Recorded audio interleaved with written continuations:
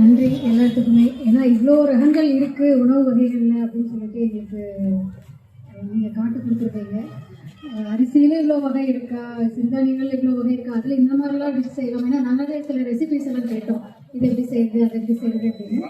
But செய்ய போகிறோமா இல்லையான்னு தெரியல. பட் எவ்ரி சண்டே இங்கே வரணும், சாப்பிட்ணும், சண்டே பிரேக்ஃபாஸ்ட் இங்கே எடுத்துக்கலாம் அப்படிங்கிற அளவுக்கு தோணுது. ஈவன் இன்னும் ஃபஸ்ட் டைம் நாங்கள் நீங்கள் சொன்ன மாதிரி கரெக்ட் சொன்ன மாதிரி ஃபஸ்ட் டைம் இந்த மாதிரி ஒரு இடம் இருக்கிறது எங்களுக்கு தெரிய வருது. ஏன்னா நிறைய பேருக்கு தெரியல. வீட்டிலேருந்து பேரண்ட்ஸ் எல்லாம் வரும்போது கூட கண்டிப்பாக இந்த மாதிரி ஒரு இடத்துக்கு கூட்டிகிட்டு வரணும் அப்படிங்கிற மாதிரி தோணுது.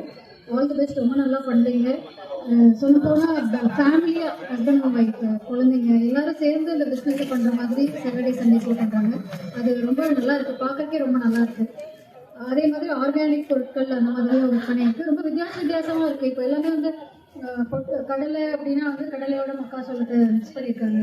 அதே மாதிரி இப்போ கூழ் அப்படின்னா அதில் ஒரு 2 ஐட்டத்தை மிக்ஸ் பண்ணியிருக்காங்க. ஸோ அது மாதிரி நிறைய டிஃப்ரெண்ட்டாக ட்ரை பண்ணியிருக்காங்க.